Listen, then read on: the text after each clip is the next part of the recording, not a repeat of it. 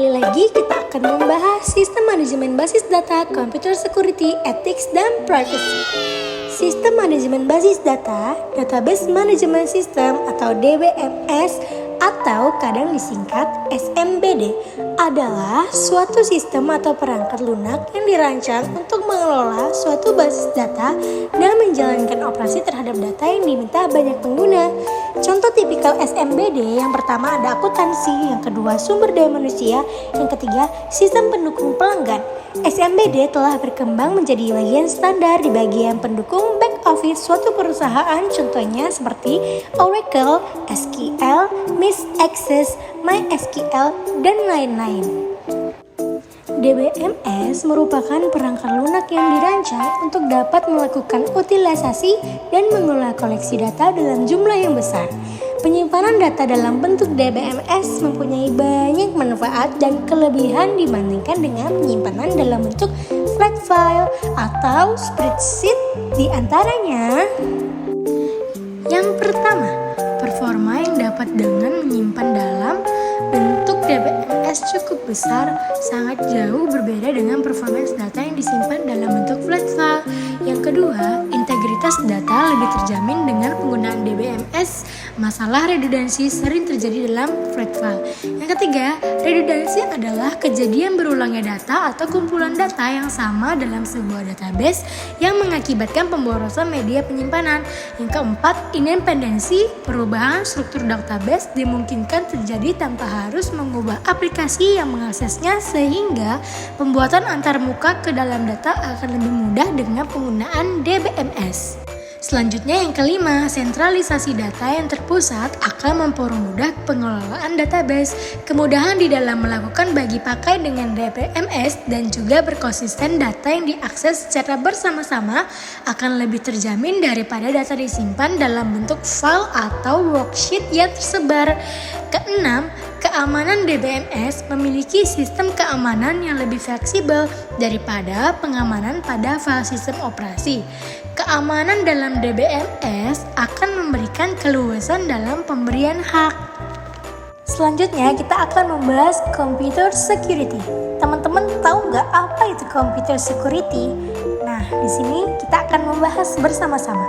Keamanan komputer atau dikenal juga dengan sebutan cyber security atau IT security adalah keamanan informasi yang diaplikasikan kepada komputer dan jaringannya. Keamanan komputer bertujuan membantu pengguna agar dapat mencegah penipuan atau mendeteksi adanya usaha penipuan di sebuah sistem yang berbasis informasi. Informasinya sendiri memiliki arti non-fisik. Menurut para ahli komputer memiliki 5 tujuan. Yang pertama, availability, integrity, control, audit, dan confidentiality. Tujuan keamanan komputer dalam K-SIFO yang pertama, perusahaan berusaha melindungi data dan informasi dari orang yang tidak berada dalam ruang lingkupnya. Yang kedua, ketersediaan tujuan SIFO adalah menyediakan data dan informasi bagi mereka yang berwenang untuk menggunakannya. Yang ketiga, integritas. Semua subsistem SIFO harus menyediakan gambaran akurat dari sistem fisik yang diwakilinya. Berikutnya ada ethics. Ethics adalah prinsip-prinsip benar dan salah yang digunakan individu untuk membuat pilihan yang memandu perilaku mereka.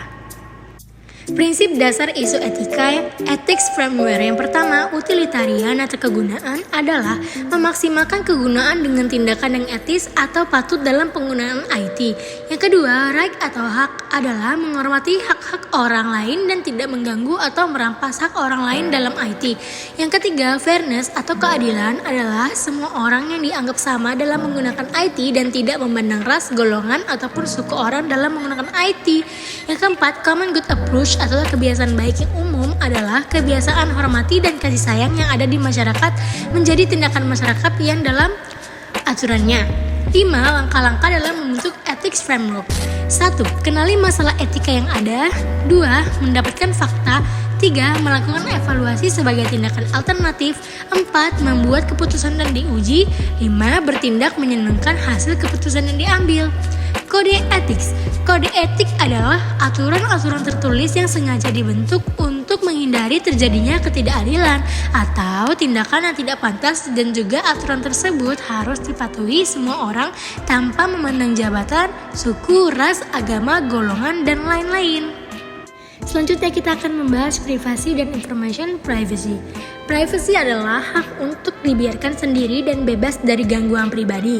Information privacy adalah hak untuk menentukan kapan dan sejauh mana informasi tentang Anda dapat dikumpulkan dan dikomunikasikan kepada orang lain.